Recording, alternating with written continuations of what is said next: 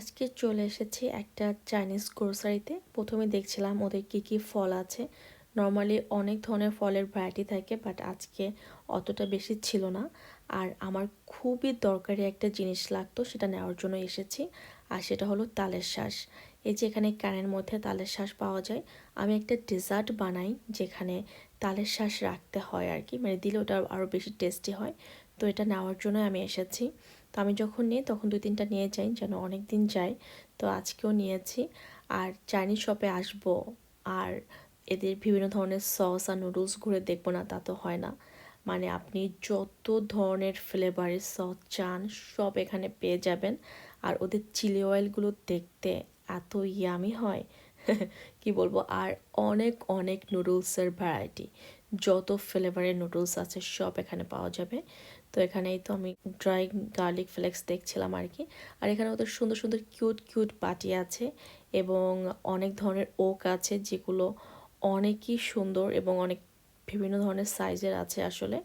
তো আমার যেহেতু ওক আছে এর জন্য আমি আর নেইনি। আর ওদের তো চপস্টিক আছেই। তো এই তো আমি যে যে কাজে এসেছিলাম সেগুলো নিয়েছি আর কি। আর এর আগে আমি আরেকবার এসেছিলাম এখান থেকে, তখন আমি কিছু স্যুপের চামিচ নিয়েছিলাম। তো চামিচগুলো আমি এখনও ইউজ করি। এখানে অনেক ধরনের চাইনিজ কুকিজ আছে, চকলেটস আছে। আর ওরা জীবন্ত লবস্টার বিক্রি করে, আরও কিছু ফিশ বিক্রি করে। আর এখানে কিন্তু হচ্ছে ভেজিটেবল সেকশন আছে। একটা মজার বিষয় হলো চাইনিজ পেঁপে দেখতে পুরাই আমাদের পেঁপের থেকে ভিন্ন। সেগুলো অনেক লম্বা হয় আর চিকন হয়।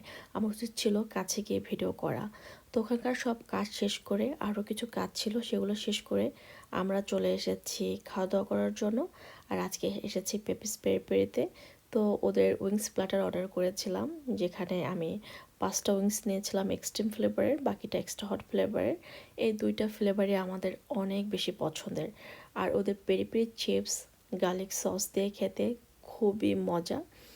ঢাকায় নতুন একটা নতুন বলবো কিনা আমি জানি না, একটা ফুড শপ ওপেন হয়েছে মনে হয় অনেক দিন আগেই, কুডুস বা সামথিং এরকম কিছু।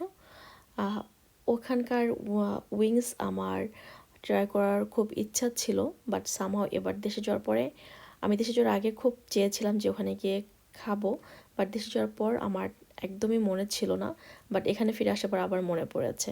তো দেখি নেক্সট টাইম দেশে গেলে ইনশাল্লাহ মিস করব না। তো তারপর ওখান থেকে আমরা চলে এসেছি কফি খাওয়ার জন্য। আজকে বাইরে সারাটা দিন বৃষ্টি হয়েছে, একদম সকাল থেকে রাত পর্যন্ত একটানা বৃষ্টি হয়েছে। তো এখানকার কফি খাওয়ার পরে আমরা বাসার দিকে রওনা দেব।